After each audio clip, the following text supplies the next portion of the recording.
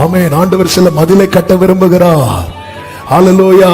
உன்னுடைய ஆராதனை அர்த்தம் உள்ளதாக வேண்டுமானால், உன்னுடைய ஜீவியம் அர்த்தம் உள்ளதாக வேண்டுமானால், உன் வாழ்க்கையில கர்த்தர் சில மதிலை கட்ட விரும்புகிறார்.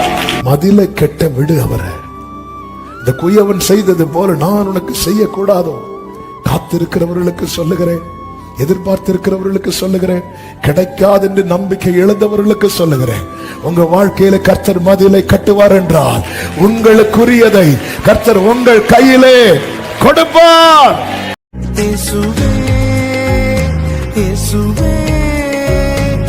கூட கைகளை உயர்த்தி ஹல்லேலூயா. 51வது சங்கீதம், சங்கீதம் 51 அதனுடைய 18வது வசனத்தை வாசிக்க கேட்கலாம். சங்கீதம் 51:18. சீயோனுக்கு உமது பிரியத்தின்படி நன்மை செய்யும் எருசலேமின் மதில்களை கட்டுவீராக. எருசலேமின் மதில்களை கட்டுவீராக. கர்த்தர் நல்லவர். போன மாசம் ரெகுலரா வந்தவங்க ஒருவேளை நினைக்கலாம், இன்னும் இந்த மதிலை கட்டி முடிக்கலையான்னு. கர்த்தர் இந்த வார்த்தையை தான் பேசும்படி நினைவிலே கொண்டு வந்தார். நாம் பாதுகாக்கப்பட, இன்னும் சொல்ல வேண்டுமானால் கர்த்தர் விரும்புகிறது எல்லாம் நம்முடைய வாழ்க்கையில நிறைவேற நம்மை சுற்றிலும் மதில்கள் எழுப்பப்பட வேண்டியது மிக மிக மிக மிக அவசியம். எசையா 51வது அதிகாரம் அதனுடைய 1-2 வசனங்களிலே இப்படி சொல்லப்பட்டிருக்கிறது. 59:1-2 கரெக்ட். இதோ ரட்சிக்க கூடாதபடிக்கு கர்த்தருடைய கை குறுகி போகவும் இல்லை. ரட்சிக்க கூடாதபடிக்கு கர்த்தருடைய கை குறுகி போகவும் இல்லை. கேட்க கூடாதபடிக்கு செவி மந்தமாகவும் இல்லை. உங்கள் அக்கிரமங்களே உங்களுக்கும் உங்கள் தேவனுக்கும் நடுவாக பிரிவினை உண்டாக்குகிறது. உங்கள் பாவங்களே அவர் உங்களுக்கு செவி கொடாதபடிக்கு அவருடைய முகத்தை உங்களுக்கு மறைக்கிறது. இந்த அக்கிரமம் பாவம் ஏன் உள்ள வந்து இப்படி மூடிக்கொள்ளுகிறது என்றால் பாதுகாப்பு இல்லாததுனால. பாதுகாப்பு இல்லாத இடத்துல வெள்ளம் பெருக்கெடுத்து எல்லாவற்றையும் நாசமாக்கிவிடும். இந்த பாதுகாப்பு என்பது ரொம்ப முக்கியம். நம்ம என்ன நினைச்சிட்டு இருக்கிறோம்? ஆண்டவர் எனக்கு செவி கொடுக்கல, ஆண்டவர் எனக்கு ஒண்ணுமே செய்யல. ஆண்டவர் சொல்லுகிறார், என் கை நல்லாதான் இருக்கு, என் செவிக்கும் பிரச்சனை இல்ல. பிரச்சனை எங்க இருக்கு தெரியுமா? நீ எது நடுவில் இருக்கிற? என் பாதுகாப்புக்குள்ள இருக்கிறையா, நீ பாவத்துக்குள்ள இருக்கிறாயா? அதுதான் கர்த்தர் சொல்லுகிறார். பாபிலோன் குமாரத்தின் இடத்தில் குடியிருக்கிற சீயோனை, நீ உன்னை விடுவித்துக் கொள், பிற்பாடு மகிமை உண்டாகும் என்று கர்த்தர் சொல்லுகிறார். நம்முடைய வாழ்க்கையில தேவன் அநேக காரியங்களை செய்யும்படி திட்டம் வைத்திருக்கிறார். அவருடைய நினைவுகள் என்பது பூமிக்கு வானம் எவ்வளவு உயரமா இருக்கிறதோ அப்படி இருக்கிறது. அதை வர்ணிக்கவே முடியாது, அது சொல்லி தீராது. நம்மை குறித்து யாருக்குமே இப்படி நினைக்க முடியாது. நம்முடைய தகுதியை வைத்து, நம்முடைய திறமையை வைத்து, நம்முடைய படிப்பை வைத்து, நம்முடைய தோற்றத்தை வைத்து மனிதன் ஒவ்வொரு விதத்துல நம்மை நினைத்து வைக்கிறான். ஆனால் தேவன் அப்படி அல்ல. நாம் தோன்றும் முன்னமே நம்மை குறித்த காரியத்தை எல்லாம் கர்த்தர் ஏற்கனவே எழுதி வைத்து, அவருடைய நினைவே மேலதான் இருக்கும். அவருடைய நினைவே மேலதான் இருக்கும். அதனாலதான் சொல்லுகிறார், நீ நினைக்கிறது படி அல்ல நான் நினைப்பது. நீ என்னை நோக்கி கூப்பிட்டு பாரு, உனக்கு தெரியும். நீ என்னை நோக்கி கூப்பிடும் போது நான் உன்கிட்ட பேசுவேன் தெரியுமா, நான் உனக்கு நிறைய காரியத்தை சொல்லுவேன் தெரியுமா. அது எல்லாமே நீ அறியாததும் உனக்கு எட்டாததுமாய் தான் இருக்கும். நீ இதுவரை அப்படி அறிந்திருக்கவே மாட்டேன். நான் அப்படிதான் உன்கிட்ட பேசிட்டு இருக்கிறேன். அதனாலதான் கிதியோனாகட்டும் சவுலாகட்டும் வார்த்தைகள் வரும்போது, நீங்க என்கிட்ட இதை சொல்றீங்களா அப்படின்னு கேட்பாங்க. இந்த பெரிய வார்த்தையில என்கிட்ட ஏன் சொல்லிட்டு இருக்கிறீங்க? நமக்கே புரியாது. இஸ்ரவேலின் அபேட்சை யாரை நோக்கி இருக்கிறது? ஒன்னதானே சொல்லும் போது சவுல் சொல்லுகிறான், என்னையா நீங்க ஆள் மாத்தி எதுவும் பேசிட்டு இருக்கிறீங்க? நானே காணாம போன கழுதையை தேடி வந்திருக்கிறேன். கர்த்தர் நல்லவர். நீ என்னை நோக்கி கூப்பிட்டு பாரு, என்னை நோக்கி கூப்பிடு. அப்போ நான் உனக்கு ஒரு உத்தரவு கொடுப்பேன் தெரியுமா? அந்த உத்தரவு என்பது நீ அறியாததும் உனக்கு எட்டாததுமா இருக்கும். தேவன் அப்படி நினைத்து வைத்திருக்கிறார். ஆனா அவர் நினைத்தது மாதிரி நம்முடைய வாழ்க்கையில் செய்ய முடியாத அளவுக்கு நம்முடைய வாழ்வின் பாதுகாப்பு மதில்கள் இடிக்கப்பட்டு அந்நியருடைய உட்புகுதல் இருந்து நன்மைகளை எல்லாம் சத்துரு பறித்து கொண்டு போகிறார். எனவேதான் தாவீது ஜெபிக்கிறார், சீயோனுக்கு உமது பிரியத்தின்படி நன்மை செய்யும், எருசலேமின் மதில்களை கட்டுவீராக. கர்த்தர் நம்மோடு கூட பேசுவாராக. அவர் இந்த மதிலை கட்டுவதினால் என்னெல்லாம் உண்டாகும் தெரியுமா? முதலாவது அந்த 6வது வசனத்திலிருந்து 7வது வசனத்தின் முதற் பகுதியை சேர்த்து வாசிக்கலாம். ஆகையால் இதோ நான் உன் வழியை முள்ளுகளினால் அடைப்பேன், அவள் தன் பாதைகளை கண்டுபிடிக்க கூடாதபடிக்கு மதிலை எழுப்புவேன். மதிலை எழுப்புவேன். அவள் தன் நேசர்களை, இந்த வேர்டை கவனிங்க, அவள் தன் நேசர்களை பின்தொடர்ந்தும் அவர்களை சேருவதில்லை, அவர்களை தேடியும் கண்டுபிடிப்பதில்லை. கர்த்தர் இந்த மதிலை எழுப்பும் போது என்ன உண்டாகும் தெரியுமா? முதல்ல நாம் தடுக்கப்படுவோம். சிம்பிளா சொல்லணும்னா நிறைய கான்டாக்ட் கட் ஆகும்.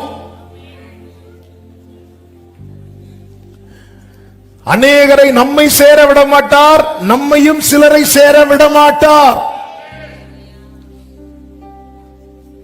அவர் எழுப்பின மதில 7 தலைமுறை சுத்தினாலும் விழாது. நல்ல கவனிங்க, சிலரை நம்மை விட்டு விலக்குவார், நம்மை சிலரை விட்டு விலக்குவார். தேவனுடைய செயல்கள் ஆரம்பத்தில் நமக்கு பனிஷ்மெண்ட் போல இருக்கும், ஆனா போக போக தான் தெரியும் என் ஆண்டவர் நல்லவர், அவர் கிருபை என்றும் உள்ளது. உங்க வாழ்க்கையில இப்படிப்பட்ட மதில் தேவை. ஆமேன் சொல்லுங்க பார்க்கலாம். எல்லாரும் சத்தம் ஆமேன் சொல்லுங்க. இந்த மதில் நம்முடைய வாழ்க்கையில தேவை.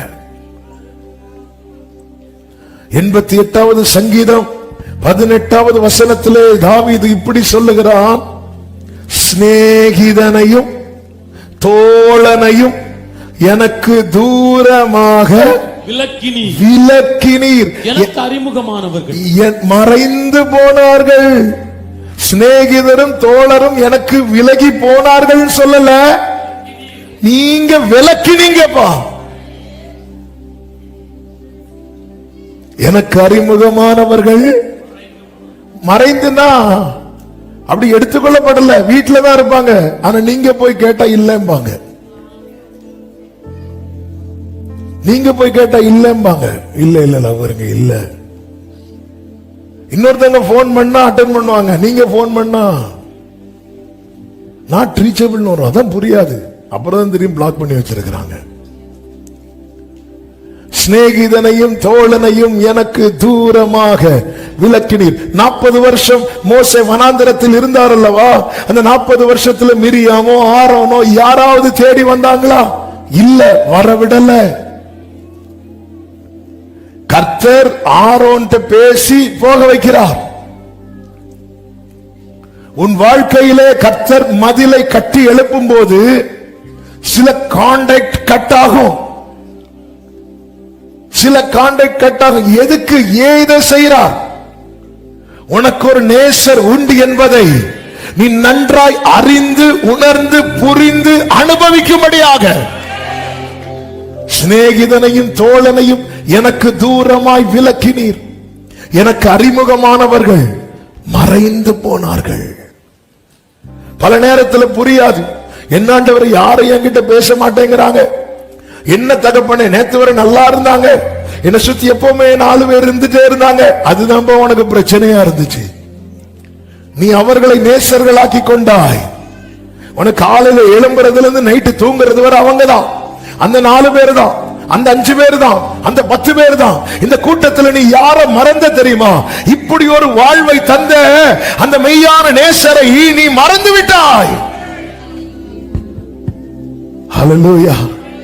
ஆண்டவர் பார்த்தார், விட்டுற வேண்டியதானே, அவருக்கு வேற ஜனம் இல்லையா?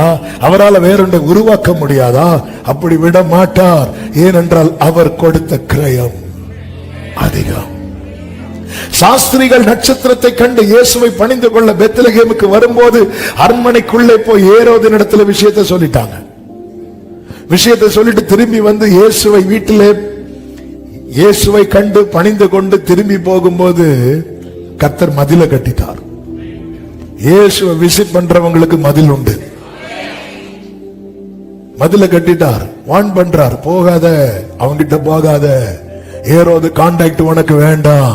ஆண்டவரே, கிங் ஆண்டவரே, நீ போ, முதல் கத்தி உன் மேலதான். என்ன பண்ணிட்டு வந்தேன்னு கேட்பான். நாங்க இயேசுவை பார்த்தோம்போ.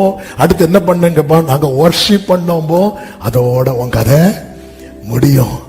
போகாத, அந்த கான்டாக்ட் வேண்டாம். ஆண்டவரே, இந்த பட்டணத்துக்கு அவர் ராஜா, ஆண்டவரை வேண்டாம். மதில கட்டிட்டாரு, மதில கட்டிட்டாரு. திருப்பி போ, திருப்பி போ. ஆமென். ஆண்டவர் சில மதிலை கட்ட விரும்புகிறார். ஹல்லேலூயா. உன்னுடைய ஆராதனை அர்த்தம் உள்ளதாக வேண்டுமானால், உன்னுடைய ஜீவியம் அர்த்தம் உள்ளதாக வேண்டுமானால், உன் வாழ்க்கையில கர்த்தர் சில மதிலை கட்ட விரும்புகிறார். இப்ப ஆண்டவர் கேட்கிறார், மதில் கட்டவான்னு கேட்கிறார். எத்தனை பேர் கட்டுங்கப்பான்னு சொல்றீங்க? ஆமென். சிலருக்கு புக்கு புக்குன்னு இருக்கு. ஹல்லேலூயா. ஆமென். ஹல்லேலூயா. நல்லா புரிஞ்சுக்கோங்க. ஏன் ஆண்டவர் இதை செய்யறார் தெரியுமா? கர்த்தர் தந்ததை இன்னொரு ஆள் தந்ததா நம்ம சொல்லும் போது அந்த இடத்துல கர்த்தரால தாங்க முடியாது. எனவேதான் ஓசியா 2:12 சொல்லப்பட்டிருக்கிறது, என் நேசர்கள் எனக்கு கொடுத்த பணயம் என்று அவள் சொன்ன அவளுடைய திராட்சை செடிகளையும் அவளுடைய அத்தி மரங்களையும் நான் பாழாக்கி அவைகளை காடாய் போக பண்ணுவேன். பாத்தீங்களா? கர்த்தர் தந்தத இது இன்னார் தந்தது அன்னார் தந்ததுன்னு சொன்னா கர்த்தருடைய கை அதற்கு அகைன்ஸ்டா இருக்கும். ஏன் அநேகருக்கு ஆரம்பம் நன்றா இருந்து அதன் பிறகு சொல்லிக்க முடியாமல் போனதற்கு காரணம் என்ன தெரியுமா? ஆமென். அதாவது உதவும்படி நிறைய பேரை கர்த்தர் கொண்டு வருவாருங்க. அதிகாரிகளை கொண்டு வருவார், உயர் பதவியில. இதெல்லாம் கர்த்தருடைய செயல். அதான் கர்த்தருடைய செயலை பார்க்கணும். ஆண்டவரே, நீங்க தானப்பா ஃபேவர் பண்றீங்க. சிறைச்சாலை தலைவன் கண்களிலே யோசேப்புக்கு தயை கிடைக்க பண்ணினார். இது யார் செய்றார்? கர்த்தர் செய்கிறார். போர்த்திபாரின் கண்ணில் யோசேப்புக்கு தயை கிடைக்க பண்ணினார். செய்யறது யாரு? கர்த்தர் செய்கிறார். இந்த வெளிச்சம் இருந்ததுனாலதான் போர்த்திபாரின் மனைவி அழைத்த போது யோசேப்பு தட்டி விட்டுட்டு ஓடுனான். இல்ல, எனக்கு போர்த்திபாரால தான் எனக்கு இந்த மேன்மை கிடைச்சதுன்னு அவன் நினைச்சிருப்பான், அவன் அட்ஜஸ்ட் பண்ணிருப்பான். ரெண்டுக்கும் வித்தியாசம் தெரியுதா? இதுதான். இந்த வீட்டுல என்ன மேனேஜரா வச்சது யாரு அப்படின்னா போர்த்திபாரின் வீட்டுல. அப்ப ஓனர் யாரு? போர்த்திபார் தான். ஆனா இந்த வீட்டுல நான் உயர்த்தப்பட்டதுக்கு காரணமா இருந்தது இந்த போர்த்திபாரோ போர்த்திபாரின் மனைவியோ அல்ல, கர்த்தர். இந்த வெளிச்சம் அவனுக்கு இருந்ததுனாலதான் போர்த்திபாரின் மனைவி அவனை தப்பு பண்ண அழைத்த போது அவன் தட்டி விட்டு ஓடுனான். இல்ல, இவரால தான். ஒருவேளை நான் ஓகே சொல்லலைன்னா நாளைக்கு எனக்கு வேலை போயிருமே அப்படி மட்டும் அவன் நினைச்சிருப்பான் வைங்களேன். இன்னைக்கு இப்படிதான் அநேக காரியத்தில் அநேகர் அட்ஜஸ்ட் பண்ணி நேசரை மறந்து விலகி போய் தங்கள் வாழ்க்கையை பாழாக்கி கொண்டிருக்கிறார்கள். ஆவியானவர் சபைகளுக்கு சொல்லுகிறதை காதுள்ளவன் கேட்க கடவன். அது இப்படி பண்ணாதான் முதலாளிக்கு பிடிக்கும், அது இப்படி பண்ணாதான் மேனேஜருக்கு பிடிக்கும், அது அப்படி பண்ணாதான் பிடிக்கும். நல்ல புரிந்து கொள்ளுங்கள், எல்லா அதிகாரங்களுக்கும் மேலானவரை தான் நாம் ஆராதித்துக் கொண்டிருக்கிறோம். ஒருவரை பிரியப்படுத்த நீ ஒன்றை செய்யும் போது அந்த செயல் உன் நேசரை துக்கப்படுத்துமானால் அந்த செயலினால் உனக்கு ஆசீர்வாதம் வராது, அந்த செயலினால் உனக்கு ஆபத்து தான் வரும். ஆமென். யார் யார் இல்ல? மோர்தேக்காய் பாருங்க, உலக பிரகாரமா பார்த்தா ஆமான் எங்க, மோர்தேக்காய் எங்க? எல்லாரும் ஆமான வணங்கும் போது பாரு, நான் வேணா எழுப்பி நிக்கிறேன், வணங்க மாட்டேன். மோர்தேக்காய் வணங்க மாட்டான். வர்ஷிப் அது ஆண்டவருக்கு தான். அது யாராக இருந்தாலும் சரி. ஆரம்பத்தில் ஸ்ட்ரகிள் பண்ண ரொம்ப கஷ்டப்பட்டான். ஆனா பின்னாட்களில் மாமான் கையில் இருந்த ராஜாவின் மோதிரம் இப்ப மோர்தேக்காயின் கையில கொடுக்கப்படுகிறது. என் ஆண்டவர் எல்லாவற்றையும் பார்த்துவிட்டு சும்மா இருக்கிறவர் அல்ல. அதனாலதான் ஆண்டவர் மதிலை கட்டுவேன் என்கிறார். நம்முடைய வாழ்க்கையில் ஆண்டவரே, நேசரை தேடுவதற்கு பதிலாக நான் நேசர்களை தேட ஆரம்பிக்கிறேன் என்றால் என்னுடைய ஜெபம் எதுவா இருக்க வேண்டும் தெரியுமா? ஆண்டவரே, மதில கட்டுங்கப்பா. நீர் நியமித்த பாதையில் நடக்காமல் நான் ஒரு பாதையை தெரிந்தெடுத்து பயணிப்பேன் என்றால் ஆண்டவர் நீர் மதிலை கட்டுவீராக. அதாவது சில பாதையில மதில கட்டுகிறார், சில பாதையில என்ன கட்டின வைக்கிறாரா? முள்ளுகளால். ஏன்னா அவருக்கு தெரியும் இவன் எந்த மதிலையும் எத்திச்சாடக்கூடியவன். இந்த ஆள் யாரு? மதில் மதில் மதில் தாண்டுறவர், மதில் சாடுகிறவன். ஆமென். சில சின்ன வயசுல எக்ஸ்பர்ட்டா இருப்பாங்க, வீட்டுக்குள்ள அடைச்சி வைக்கிற மாதிரி இருக்கும், அழகானாது. அதனால பார்த்தா நீ ரொம்ப கொதிப்பிய, என்ன ஆண்டவர் அங்க வச்சிருக்கிறீங்க? முள்ளு. வா வா ஆண்டவரே, நான் இப்போ சாடுவேன். சாடு சாடு சாடுவோம். அடுத்த ஃப்ரைடே ஃபாஸ்டிங் பிரேயர் ரிக்வெஸ்ட் வந்திருக்கும். ஒருவர் மதில் சாடி முள்ளுகளுக்குள் விழுந்து எல்லாரும் ஜெபம் பண்ணுவோம். அதனாலதான் சில பாதைகளை அவர் முள்ளுகளால் அங்க போகவே முடியாது. இப்போ இப்படி அடைச்சிட்டு இப்போ எனக்கு முன்னாடி எந்த பாதை தான் இருக்கு தெரியுமா? அவர் நியமித்த பாதை. என் ஜனமாகிய குமாரத்தியை நான் வேறு எந்த பிரகாரம் நடத்துவேன் என்று கர்த்தர் கேட்கிறார். தேவனால் நாம் தடுக்கப்படுகிறோம் என்றால் நம்ம சேஃப் சோனுக்குள்ள இருக்கிறோம் அர்த்தம். நான் எங்க போனாலும் என்ன கர்த்தர் தடுக்கவே இல்லைன்னா என் வாழ்வின் மதில் இடிந்து விட்டது என்று அர்த்தம்.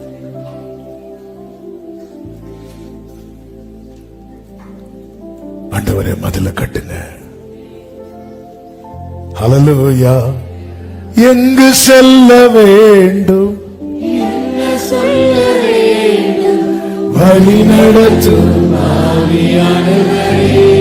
உம் விருப்பம் இல்லாத உம் விருப்பம் இல்லாமே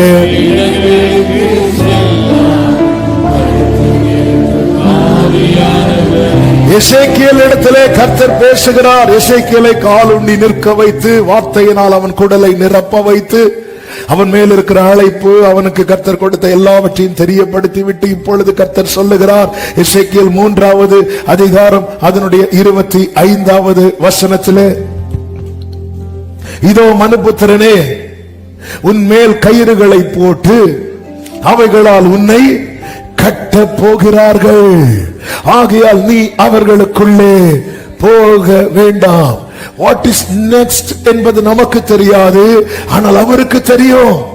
அப்ப இங்கே எசேக்கியேலுக்கு கர்த்தர் என்ன செய்கிறார் என்றால் மதிலை கட்டுகிறார். அவன் தடுக்கப்படுகிறான். மனுபுத்திரனே, அவன் என்ன பிளான் வச்சிருக்கிறாங்க தெரியுமா?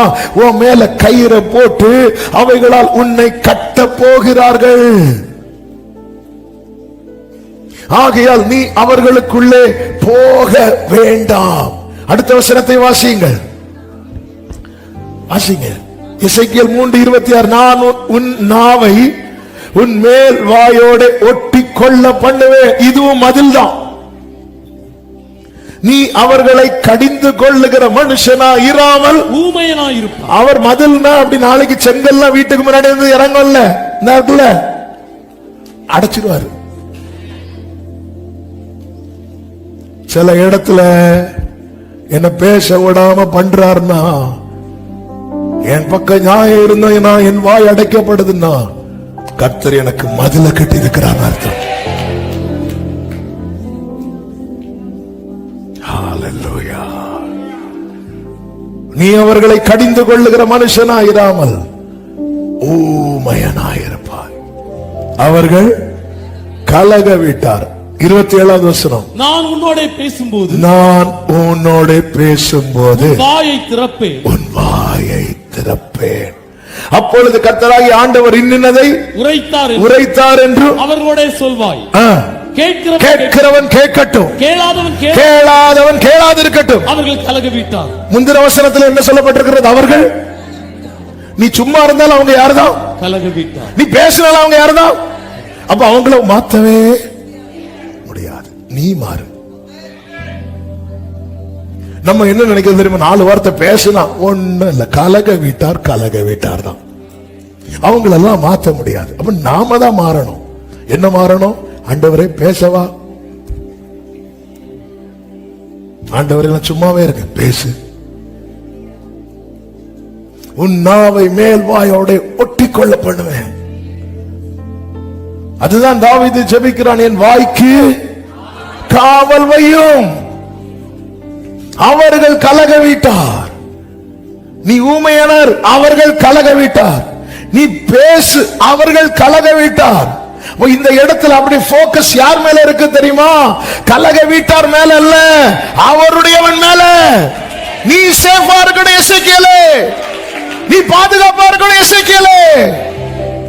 உன் ஆத்துமா முக்கியம், உன் வாழ்க்கை முக்கியம். அவங்க பேசுறது போல நீயும் பேசுறேன்னா நீ அந்த கூட்டத்தில் ஆயிருவே. நீ அவங்க பேசுறது போல பேசக்கூடாது.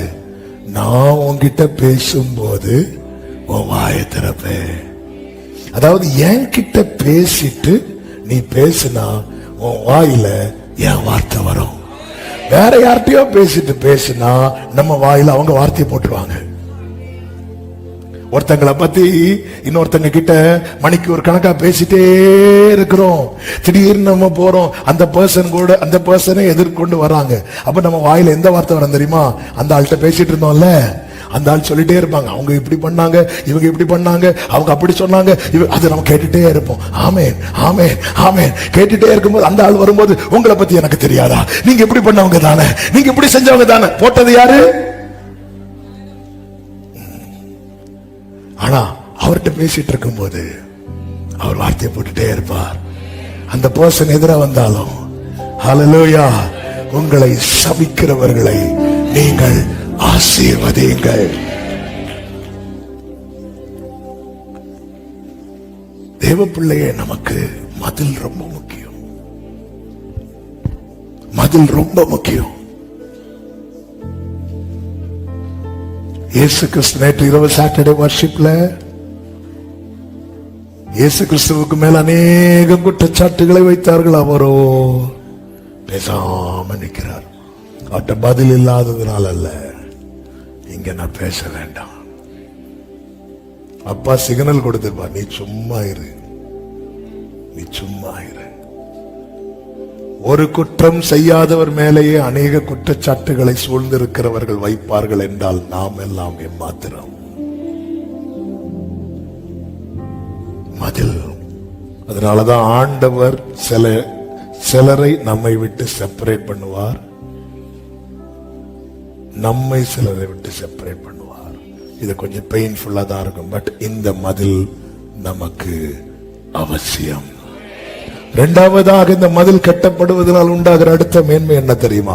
அதே ஓசியா 2வது அதிகாரத்தின் 7வது வசனத்தை வாசியுங்கள். அப்பொழுது அவள், நான் என் முந்தின புருஷனிடத்துக்கு திரும்பி நான் என் முந்தின 2வது பகுதி, நான் என் முந்தின புருஷனிடத்துக்கு திரும்பி போவேன், இப்பொழுது இருக்கிறதை பார்க்கலாம். அப்பொழுது எனக்கு நன்மையா இருந்தது என்பார். மதில் கட்டப்படும் போது அடுத்து என்ன உண்டாகும் தெரியுமா? நேசரை குறித்த மேன்மையான நினைவுகள் உண்டாகும். அதுவரைக்கும் அவளுக்கு யார மறந்துட்டா தெரியுமா? இயேசுவ மறந்துட்டா. சபை யார மறந்துட்டு தெரியுமா? இயேசுவ மறந்துட்டு. நாங்க சண்டே ஸ்கூல் படிக்கும் போது சண்டே ஸ்கூல் ஆனிவர்சரிக்கு ஒரு ஸ்கிட் பண்ணோம். அந்த ஸ்கிட்ல என்ன எப்படின்னா, வீட்டுல இருக்கிற பெரியவருக்கு பர்த்டே, தாத்தாவுக்கு பர்த்டே, பிள்ளைங்க பேர பிள்ளைங்க எல்லாரும் வெளியூர்ல இருந்து வர்றது மாதிரி ஸ்கிட். அந்த ஸ்கிட்ல வந்து அப்படி இப்படி எல்லாம் பண்ணிட்டு கடைசியில ஓகே கேக் கட் பண்ணலாம்னு சொல்லிட்டு கேக் எல்லாம் எடுத்து வச்சு ஹாப்பி பர்த்டே பாடலான் இருக்கும் போதுதான் ஒரு பேர பிள்ளை சொல்றான், தாத்தா எங்க? கொண்டாட்டத்துல எல்லாம் வச்சுட்டு எதை மறந்துட்டோம் தெரியுமா? தாத்தாவை. எதுக்கு அது ஸ்கிட் போட்டோம்னா, கிறிஸ்துமஸ்ங்கிற பேர்ல என்னெல்லாமோ செய்யறோம், ஆனா உண்மையில யார மறந்துட்டோம்? கிறிஸ்துமஸ்ல இருக்கிற கிரைஸ்ட மறந்துட்டோம். பாருங்க, சாத்தானுடைய தந்திரத்தை பாத்தீங்களா? அதுல இருக்கிற கிறிஸ்துமஸ்ல இருக்கிற கிரைஸ்ட தூக்கிட்டு அதுல எக்ஸ்ன்னு வேற போட்டு, என்ன மஸ் இதான் உலகம். இதே போலதான் நன்மைகள் வர வர வர, எல்லை பெருக பெருக பெருக, ஆசீர்வாதங்கள் கொட்ட கொட்ட கொட்ட காரணமானவரை மறந்துட்டோம். இவள் அப்படி மறந்துட்டா. ஆனா மதில் கட்டப்பட்டு இப்போ ரீச் பண்ண, மற்றவர்களை ரீச் பண்ண முடியாம இருக்கும் போது இவ யார நினைக்கிறா தெரியுமா? என்னுடைய ஆரம்பத்துல என் கூட ஒருத்தர் இருந்தா, தோளில் இருந்து உயர்த்தினீர், தூக்கி என்னை நிறுத்தினீர், துதித்து பாட வைத்தீர். அல்லேலூயா,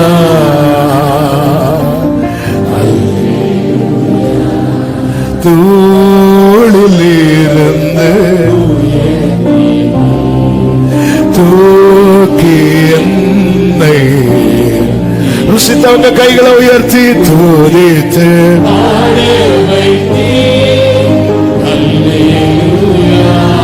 ஆமென். நல்ல கவனமா கேளுங்க. நேசரை குறித்த நினைவு நமக்கு எப்பெல்லாம் வருது? ஆண்டவரே உம்முடைய ஆவிக்கு மறைவா நான் எங்க போவேங்கிறார் தாவீது. அப்படின்னு நான் எங்க போனாலும் என் நினைவுல நீங்க தான் வந்துட்டு இருக்கிறீங்க. சரி, கொஞ்சம் ஒதுங்கி இருப்போம். சும்மா சும்மா வந்து டார்ச்சர் பண்ணிட்டு இருக்கிறார் நினைவுல. ஒதுங்க முடியல. நான் பாதாளத்துல படுக்கை போட்டாலும் அங்கே உமது கை என்ன பிடிக்கும். சுலேமியால் சொல்றா, நீங்க அவர்கிட்ட போய் சொல்லுங்க, நான் நேசத்தால் சோகம் அடைந்திருக்கிறேன். Love sick, love sick. இயேசுவின் மேல இருக்கிற அன்புனால சிக்கா இருக்கிறோமா? நமக்கு சிக்கானாலதான் எல்லா லவ்வும் வருது. ஆண்டவரே என்ன மட்டும் எழுப்பி விடுவீர்னா நான் அப்படி செய்வேன். வேண்டாம் கடை நமக்கு. அதாவது நம்ம 4 பேர் ஒதுக்கி தள்ளும் போதுதான் இயேசுவே ஆண்டவர் பாப்பார். பாடாத, இந்த உலகை வெறுத்து உம்மோடு இணைந்திட. ஏன் வீட்டுல சண்டை ஏதோ சொல்லி ஆளுது. இங்க வந்தோன்னு எனக்கு ஆண்டவரே உண்மை விட்டா. திரும்பி வீட்டுக்கு போகும்போது மகளே வா, மருமகளே வா, மகனே வா, மருமகனே வானதும் நேசரை காணும். நேசரங்க ஆண்டவரே அடுத்த வருஷம் பார்ப்போம். பாய்.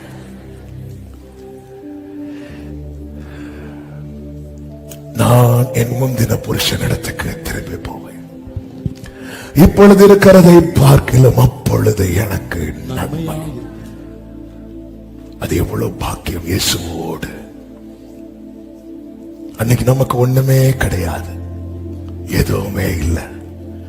அவருடைய பிரசன்னத்துல வந்து இருக்கும்போது எல்லாம் இருக்கிறவர்களை விட ஒரு நிறைவு நம்ம இருதயத்தில் இருந்தது. எல்லாம் இருக்கிறவர்களை விட ஒரு நிறைவு நம்ம இருதயத்தில் இருந்தது.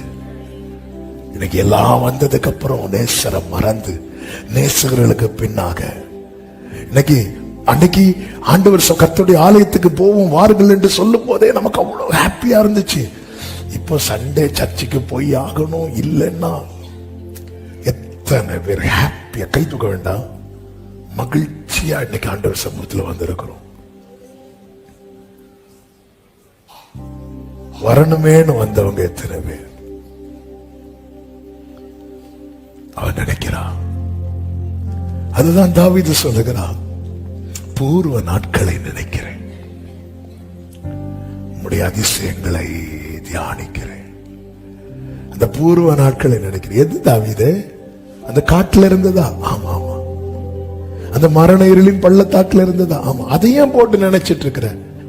தேவரீர் என்னோடு கூட இருந்து அந்த டைம் அவருடைய கோலும் அவருடைய தடியும் என்னை தேட்டினது. என் வாழ்க்கையில இயேசுவை குறித்த நினைவு இல்லைன்னா என் வாழ்க்கையில மதில் இல்லை என்று அர்த்தம். அந்த மதில் கட்டப்படுமானால் அவரை பத்தி தான். அவர் மட்டும் இருந்திருந்தா இரவெல்லாம் பகலெல்லாம் இதயம்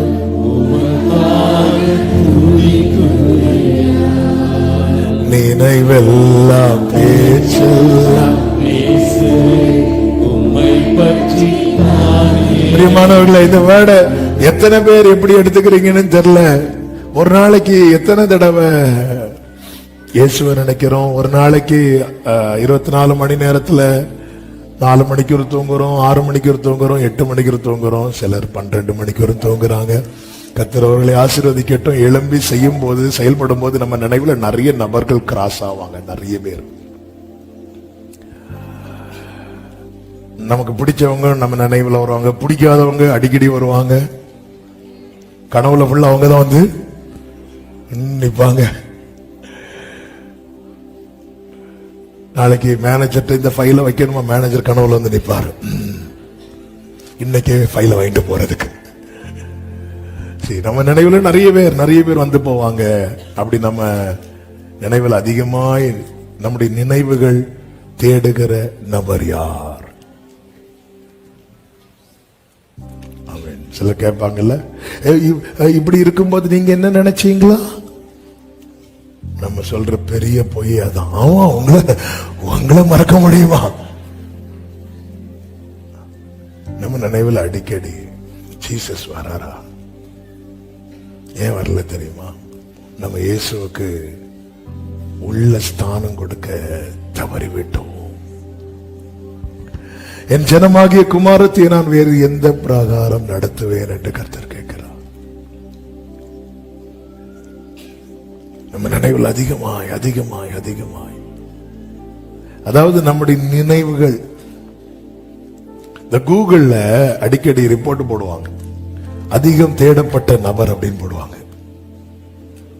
அதிகம், இந்த கடந்த மாதம் அதிகம் தேடப்பட்ட நபர், ஏதாவது ஒரு ஆக்டர் அல்லது ஒரு ஸ்போர்ட்ஸ் பிளேயர் யாராவது இருப்பாங்க.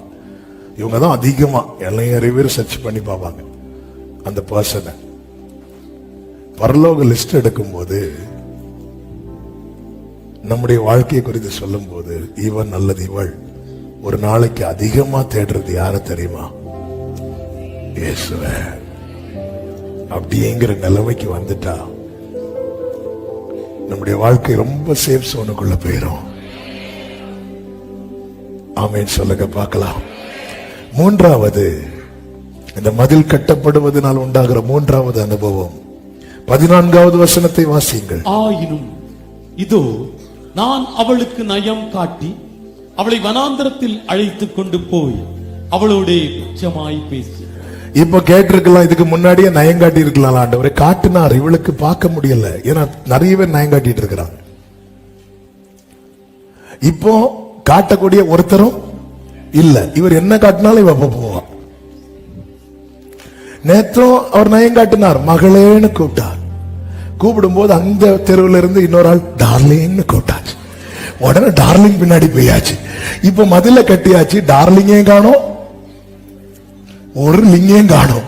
இப்ப திருப்பி அவர் கூப்பிடுறாரு, மகளே. திருப்பி வாரா. உண்மையிலே அவர் பயங்காட்டி கூப்பிட்டு இருக்கலாம், ஒழுங்கு மரியாதை வந்துரு, இல்ல பயங்காட்டி கூப்பிட்டுருக்கலாம். இல்ல, நயங்காட்டி தான் கூப்பிட்டார். தேவன் மதிலை எழுப்புகிறார் என்றால் அவரோடு எளிதாய் நம்மால் நெருங்க முடியும். அவரண்டை நெருங்கும் அனுபவம் உண்டாகும். என்னால தேவனிடத்துல நெருங்க முடியலன்னா என் வாழ்க்கையில மதில் அவசியமா எழுப்பப்பட வேண்டியது இருக்கிறது. அதாவது நெருங்குகிறது வேற, நெருக்குகிறது வேற. இதை எனக்கு செய்யும், இப்பவே செய்யும். அதுல நெருக்கிறது, நெருங்குறது வந்து லவ்ல வரக்கூடியது, அன்புல. நயங்காட்டி இப்ப வேற யாரும் நயங்காட்டுறதுக்கு இல்ல. பேதுருவ நயங்காட்டி தூக்குனாரு பாத்தீங்களா? பேதுருவ சீமோன் தானே இயேசு பேதுரு என்று அழைத்தார், கேபா என்று அழைத்தார். சீமோனுடைய சகோதரன் அந்திரேயா சீமோனை இயேசுவின் இடத்துல அழைத்து கொண்டு வருகிறான். இதான் ஃபர்ஸ்ட் விசிட், இயேசுவை சந்திக்கிறது. யோவான் 1வது அதிகாரம் எடுக்க வேண்டாம், 40, 41, 42 வசனங்களை பார்க்கும் போது இருக்கும். சீமோன் வரும்போதே இயேசு சொல்லிட்டார், கேபா அப்படின்ட்டார். இதான் பேதுரு அப்படின்ட்டார். ஆமீன் போட்டு போயிட்டார். போயிட்டு மீன் பிடிக்க போனார். ஆண்டவர் பார்த்தார், வேலைக்கு ஆகாது, மதில போட்ட. பேதுரு இங்க வலை போட்டா மீன் இங்க போகும், பேதுரு இங்க வலை போட்டா மீன். சில நேரத்தில் நமக்கு புரியவே புரியாதுல்ல. நாம ஒண்ணு செய்வோம், நடக்காது. நாம அங்கிருந்து விலகி இன்னொரு ஆள் அதே இடத்துல வந்து ஒண்ணு செய்வாங்க, நடக்கும். இரவு முழுவதும் பிரயாசப்பட்டு ஒன்று அகப்படவில்லை. போட்டு கரையில வருது. காலையில கரையில யார் நிக்கிறா தெரியுமா? இயேசு நிற்கிறார். என்ன சொல்லி இருக்கலாம்? பேதுரு இனியாவது வா சொல்லி இருக்கலாம். இல்ல, நேரா போறார். பேதுரு உன் போட்ல கொஞ்சம் உட்காரட்டுமா? உட்காருங்க ஆண்டவரே. கொஞ்சம் தள்ளுவியா? கொஞ்சம் தள்ளுற. அப்படி ஆழத்துக்கு கொண்டு போவியா? ஆழத்துக்கு கொண்டு போயாச்சு. அந்த வலைய போடு. இன்டைரக்டா கூட ஆனாலும் அன்னைக்கே நீ வந்திருந்தேன்னா சொல்லல. என் ஆண்டவர் நயங்காட்டி அழைக்கிறவர். வலையை போடுன்னு சொல்லும் போது பேதுரு சொல்ற, இரவு முழுவதும் பிரயாசப்பட்டு ஒன்றும் அகப்படவில்லை. இப்ப வேற வழியில போட்டுதான் ஆகணும். ஏன்னா அவன்கிட்ட பேசுறதுக்கு இப்ப ஒருத்தர் தான் உண்டு. கூட்டாளிகள்ல வேற போட்ல இருக்கிறாங்க. ஏன்னா பேதுரு போட்ல ஒண்ணுமே இல்ல. உன் போட்ல ஒண்ணு இல்லைன்னா உன் ஃப்ரெண்ட்ஸ் எல்லாம் இன்னொரு ஃப்ரெண்டு வீட்டுல இருப்பாங்க. ஆமே. பேதுரு வலையை போட்டு அள்ளி எடுக்க வைத்து எல்லாம் நிறைவா இருக்கும்போது பேதுருவா அப்படின்ட்டார். என்ன ஆண்டவருங்க அவரு. எதற்குமே உதவாத என்னை தேடி வந்து எட்டாத உயரத்திலே நயங்காட்டி அழைத்து பட்சமாய் பேசுகிறார். இந்த மதில் எழுப்புறதுனால இன்னும் 2 காரியத்தை சொல்லி செபிக்க விரும்புகிறேன். 4வதாக என்ன செய்கிறார் தெரியுமா?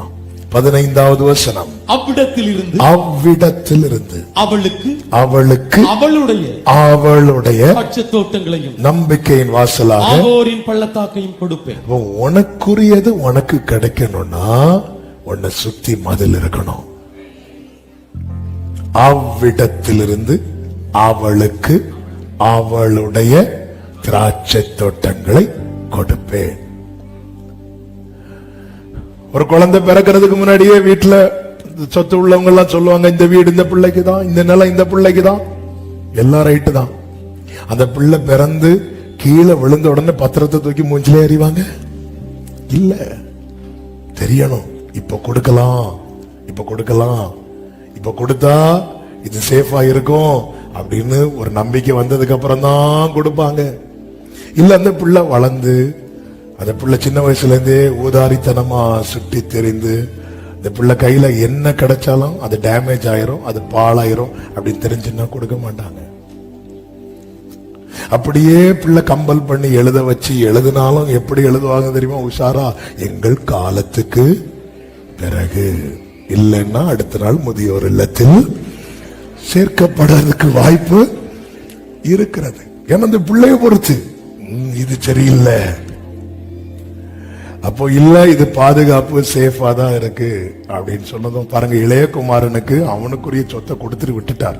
ஆனா மூத்த குமாரனுக்கு தன் தகப்பனுக்குரிய எல்லாத்தையும் கொடுக்கிறார். ஏன்னா அவன் மதிலுக்குள்ள இருக்கிறான். அதனாலதான் மூத்த குமாரன் சொல்றார், என்னுடையதெல்லாம் உன்னுடையதா இருக்கிறது. இளைய குமாரன் எப்படி சொல்லல, அவன் அழிச்சிருவான். அப்புறம் அவரும் பன்றி கூட்டத்துல தான் போய் இருக்கணும். நீ வேணா போ, எனக்கெல்லாம் போக முடியாது. அதனாலதான் அப்போ அந்த பாருங்க, அழைத்து கொண்டு வந்து என் வாழ்க்கையில சுற்றி மதில எழுப்புறாருன்னா எனக்கு இருக்கிறத இல்லாம ஆக்குறதல்ல, எனக்கானதை எனக்கு தருவதற்கு. சவுல் குடும்பத்தில் பிறந்தவன் தானே யோனத்தான், யோனத்தானுக்கு பிறந்தவன் தானே மேவி போசேத். அந்த மேவி போசேத்துக்கு அப்போ சவுல் தான் இல்ல, அவன் ராஜா, அவனுடைய சொத்துக்கள் எல்லாம் இருக்கிறது. ஆனால் மேவி போசேத்துக்கும் சொத்துக்கும் சம்பந்தமே இல்லாமல் இருக்க இப்பொழுது தாவீது கேட்கிறான், யோனத்தான் நிமித்தம் தயவு பாராட்ட யாராவது இங்க இருக்கிறாங்களா என்று கேட்கும் போது மேவி போசேத்தை குறித்து பேசுகிறான். சீபா ஒரு முடவன் இருக்கிறான், அவனை தூக்கிட்டு வாங்குறாங்க. மேவி போசேத் கொண்டு வரப்படுகிறான். இப்பொழுது அவன் மதிலுக்குள்ளே வருகிறான். 2 சாமுவேல் 9வது அதிகாரம் அதனுடைய 7வது வசனத்திலே தாவீது மேவி போசேத்தை பார்த்து இப்படி சொல்லுகிறான். தாவீது அவனை பார்த்து, நீ பயப்படாதே, நீ பயப்படாதே, உன் தகப்பனாகிய யோனத்தான் நிமித்தம் நான் நிச்சயம் உனக்கு தயை செய்து உன் தகப்பனாகிய சவுலின் நிலங்களை எல்லாம் உனக்கு திரும்ப கொடுப்பேன். உனக்கு புதுசா இல்லப்பா, அதெல்லாம் உனக்குரியதுதான்.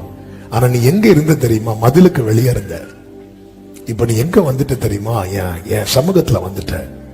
நீ என் பந்தியில் நித்தம் அப்பம் புசிப்பாய் என்று புதுசா எடுத்து கொடுக்கல. என கேட்டுக்கொண்டிருக்கிற அன்பு சகோதர சகோதரி, உங்களுக்கு தேவன் ஆயத்தம் பண்ணின நன்மைகள் ஏராளம் இருக்கிறது.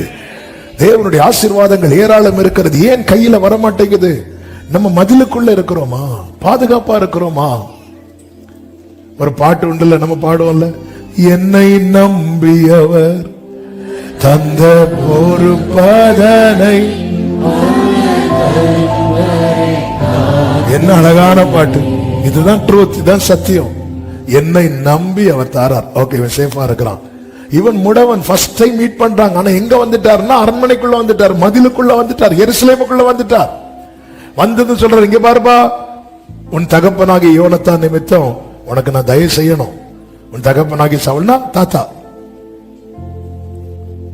சவுலனுடைய நிலங்களை எல்லாம் உனக்கு திரும்பி கொடுப்பேன். இதுவரை மேவிபோசேத் எப்படி இருக்கிறான் தெரியுமா? அவனே சொல்றான், செத்த நாயை போல. அவனுக்கு சொத்து இருக்கு, எல்லாம் இருக்கு, ஆனா எப்படி இருக்கிறான் தெரியுமா? செத்த நாயை போல. மதிலுக்குள்ள வந்தது அவனுக்கு எல்லாம் கிடைக்குது. தகப்பனுடைய அன்பு என்கிற மதிலுக்குள்ள இளையகுமாரன் வந்ததும் எல்லாம் கிடைக்குது. உனக்குரியது ஏன் உனக்கு கிடைக்கல? நீ எங்க இருக்கிற? சபைய வாக்குத்தத்தங்களை கேட்டு கேட்டு கேட்டு கேட்டு ஒண்ணு கூட இன்னும் வாங்கலையே. கிடைக்காதா? கிடைக்கும். வா, மதில கெட்ட விடு அவரை. இந்த குயவன் செய்தது போல நான் உனக்கு செய்யக்கூடாதோ?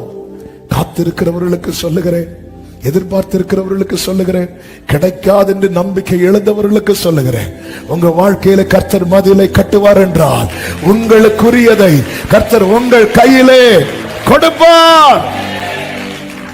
ஐந்தாவதாக, இந்த மதில் கட்டப்படுவதனால உண்டாகிற ஐந்தாவது ஆசீர்வாதம் என்ன தெரியுமா? 16வது வசனம் வாசியுங்கள்.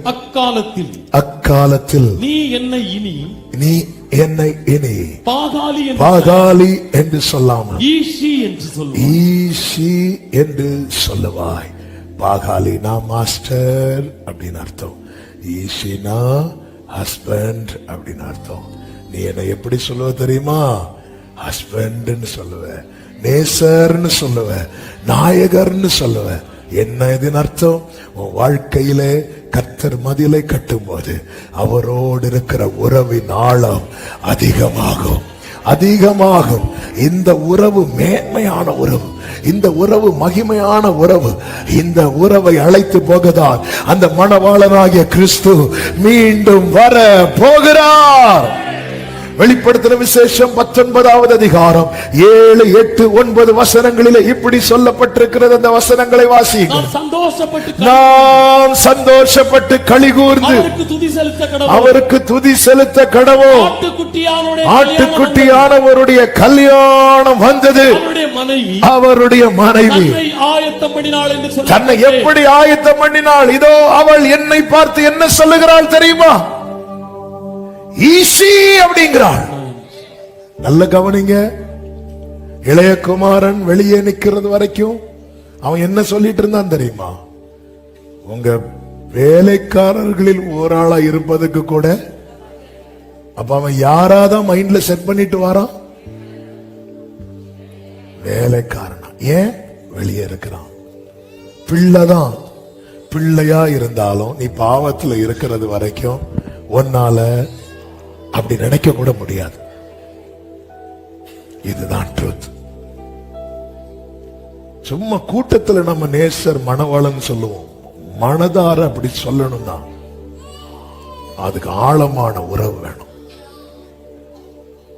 ஆழமான உறவு வேணும். எத்தனை குடும்பங்களில் பெயரளவுல மட்டும் உறவுகள் இருக்கு. பெயரளவுல பேருக்கு ஒரு ஹஸ்பண்ட், பேருக்கு ஒரு மனைவி, பேருக்கு எல்லாம் பேருக்கு. ஏன்னா ஆழமான அந்த உறவு இல்ல. அவருடையவன் அவருடையவள் என்று சொல்லிக் கொள்ளுகிறோம், ஆனா ஆழமான உறவு இல்ல. ஏன்னா நமக்கு மனசுல பல நேசர்கள் ஓடிக்கொண்டிருக்கிறார்கள் அல்லவா? ஆண்டவர் அடைக்கிறார். நான் காட்டி இழுத்து கொண்டு வந்து பட்சமாய் பேசி அவ்விடத்தில் அவளுக்குரியதை கொடுக்கும் போதுதான் அந்த ரியல் லவ், அந்த மெய்யான தெய்வீக அன்பை இவன் பார்க்கிறா. பார்த்ததும் சொல்றா, மை ஹஸ்பண்ட் அப்படிங்கிறா.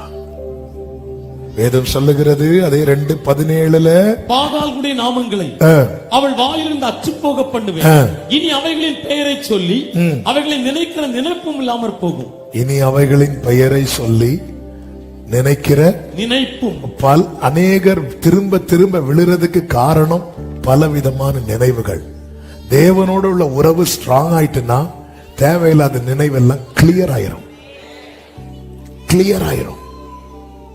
ஆண்டவர் சொல்லுகிறார் 19-20 வசனங்கள், நித்திய விவாகத்துக்கென்று உன்னை எனக்கு நியமித்துக் கொள்வேன். நீதியும் நியாயமும் கிருபையும் உருக்க இரக்கமுமாய் உன்னை எனக்கு நியமித்துக் கொள்வேன். கைகளை உயர்த்தி ஆமென் சொல்லுங்க பார்க்கலாம். அடுத்த வார்த்தையில சொல்றாரு, உண்மையாய் உன்னை எனக்கு நியமித்துக் கொள்வேன். ஏங்க அவர் என்னைக்குங்க போய் சொல்லி இருக்கிறாரு, ஆனாலும் சொல்லிட்டு சொல்றாரு, ஏய் உண்மையா. இதுதான் ஆட்டுக்குட்டியானவருடைய கல்யாணம். அவருடைய தோழர்களாகிய ஆபிரகாம், ஈசாக்கு, யாக்கோபு முதல் யோவான் ஸ்நானன் வரை பக்கத்தில் நின்று பார்க்கிறாங்க. யார் இந்த மணவாட்டி, யார் இவள்?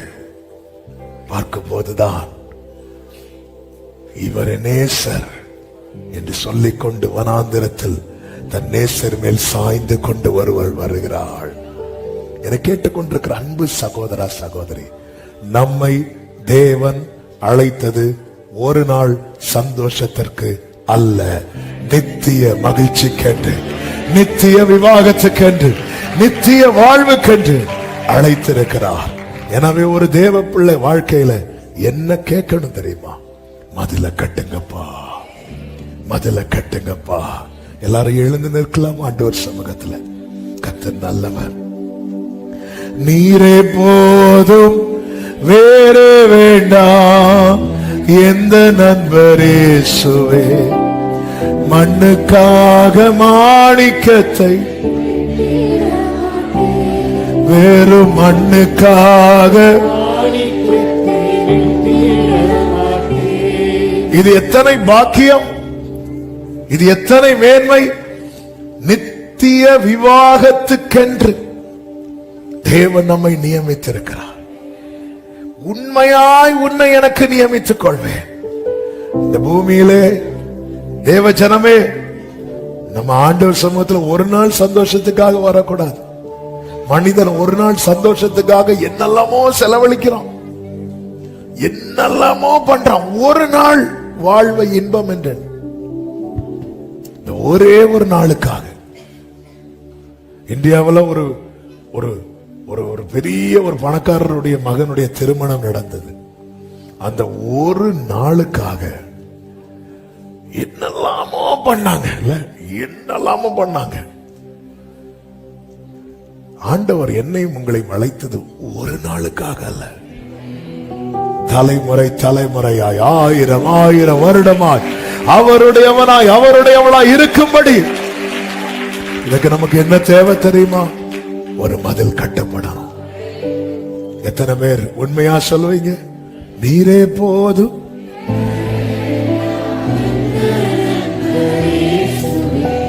மண்ணுக்காக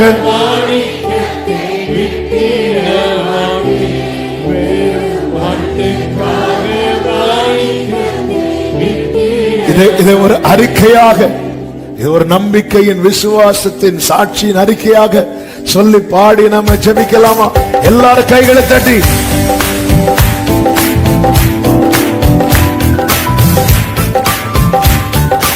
ஆமென். இயேசுவை போல் அழகுள்ளோ ஆமென், இதுவரை கண்டதில்லை. இயேசுவை போல் யாரும் இல்லை, இதுவரை கண்டதில்லை. ஆமென். இயேசுவை போல் அழகுள்ளோம். உள்ளவரே நீரை போதும் வேறே வேண்டாம். ஆமென். மண்ணுக்காக மாணிக்கத்தை விட்டிட மாட்டேன், மண்ணுக்காக மாணிக்கத்தை. பூரணளவுள்ளவர் நீரை போதும் வேறே வேண்டாம். ரபலமதுட ரபலம சந்தரம கரம ரீமம மமரோ லரியாந்தரே ரீடா ஹந்தரகளே ரே ரே மமமரா சேமம மமதுட எருசலேமின் மதில்களை கட்டுவீராக, எருசலேமின் மதில்களை கட்டுவீராக. ஓ எருசலேமின் மதில்களை கட்டுவீராக. உம்முடைய ஜனங்கள் ஒரு நித்திய விவாதத்துக்கென்று நியமிக்கப்பட்டவர்களாக காணப்பட எருசலேம் மதில்களை கட்டுவீராக, கட்டுவீராக, கட்டுவீராக, கட்டுவீராக, கட்டுவீராக, கட்டுவீராக.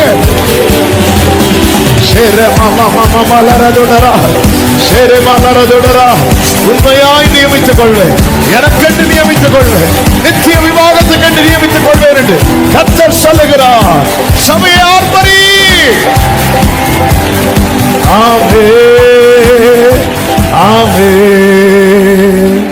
தினந்தோறும் உம்மில் உள்ள ரெண்டு கைகளை உயர்த்தி கண்களை எடுத்து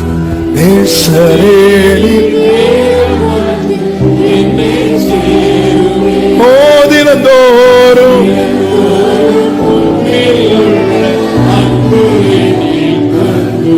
நேசரே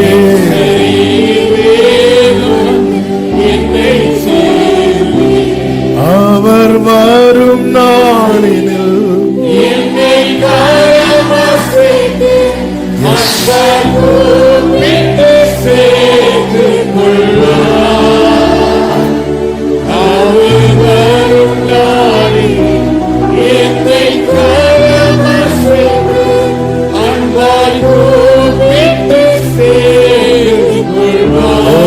சமூகமதில்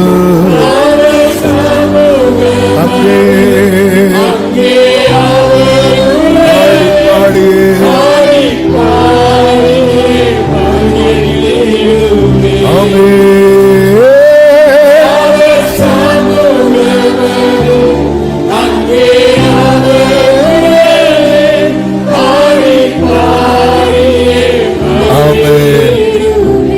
பிரியமானவர்களே, ஆண்டவர் எதை செய்தாலும் நம்முடைய நாளைக்காக தான் செய்கிறார்.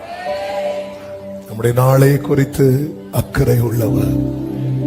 எனவே ஒரு தேவ பிள்ளை எப்பொழுதுமே ஆண்டவர்கிட்ட கேட்கணும், எப்போது உம்மோடு வைத்துக் கொள்ள ஆண்டவரே நீர் மதில்களை கட்டுவீராக. ஒரு விஷயம், உங்க வலது கரத்தை உயர்த்தி உங்க இடது கரத்தை இருதயத்தில் வைத்து ஆண்டவரே என் குடும்பத்தின் மதில்களை கட்டுவீராக, என் வாழ்வின் மதில்களை கட்டுவீராக. அந்த நித்திய விவாகத்துக்கண்டு நீர் நியமித்த கூட்டத்துல நான் இருக்கணும், நாங்க இருக்கணும்பா, எங்களுக்கு கிருபை தருவீராக. ஆமென். பரிசுத்த பிதாவே, நன்றியோடு துதிக்கிறோம். உங்க சமூகத்துல கிருபையா எங்களை கொண்டு வந்து பாட துதிக்க ஆராதிக்க செபிக்க வைத்த அன்புக்காக நன்றி. எங்களோடு பேசினீர். S Lord. எங்கள் வாழ்வின் மதில்களை கட்டி எங்களை உம்முடையவர்களாகவே நிலை நிறுத்துவீராக. ஒவ்வொருவருக்கும் அப்படியே செய்து ஆண்டவர் இவர்களுக்குரிய நன்மை அவர்கள் பெற்றுக்கொண்டு உமக்கென்று வாழ கர்த்தர் அனுக்கிரகம் செய்யும். ஒவ்வொருவரை கண்மணி போல காத்துக்கொள்ளும், போக்கில வரத்தில காத்துக்கொள்ளும், எல்லா தீங்குக்கு பொல்லாப்புக்கு விலக்கி மறைத்து காத்துக்கொள்ளும். இந்த இயற்கை மாற்றத்தினால் அநேகர் பலவீனத்தோடு இருக்கிறார்கள். ஒவ்வொருவருக்கும் இறங்கி பரிபூர்ண விடுதலையை, சுகத்தை, பலத்தை, கிருபைகளை கொடுத்து கர்த்தர் காப்பீராக. ஒரு சேதமும் தீங்கும் அணுகாதபடி காப்பீராக. தேவ சமாதான கிருபை சூழ்ந்து கொள்ளட்டும். சமாதானத்தோடு அனுப்பி சாட்சியாய் கொண்டு வாரும். எல்லா மகிமை, கனம், துதி, ஸ்தோத்திரங்கள் அனைத்தும் ஒருவருக்கே செலுத்துகிறோம். இரட்சகர் இயேசு கிறிஸ்துவின் நாமத்தில் பிதாவே, ஆமென். என் ஆத்துமாவே கர்த்தரை ஸ்தோத்திரி, என் முழு உள்ளமே அவருடைய பரிசுத்த நாமத்தை ஸ்தோத்திரி. என் ஆத்துமாவே கர்த்தரை ஸ்தோத்திரி, கர்த்தர் செய்த சகல உபகாரங்களை மறவாதே. ஆமென். நம்முடைய கர்த்தராகிய இயேசு கிறிஸ்துவின் கிருபையும் பிதாவாகிய தேவனுடைய அன்பும் பரிசுத்த ஆவியானவருடைய ஐக்கியமும் சிநேகமும் பாதுகாவலும் நம் அனைவரோடும் எல்லா பரிசுத்தவான்களோடு கூட கர்த்தருடைய வருகை மட்டும் தங்கியிருப்பதாக. ஆமென். ஹல்லேலூயா. God bless you. கர்த்தர் உங்களை ஆசீர்வதிப்பாராக. ஆமென். நானும் கர்த்தாவே உம்மை நம்பியுள்ளேன், நீரே என் தேவன் என்று சொன்னேன். வருத்தம், பசிதாகம், மன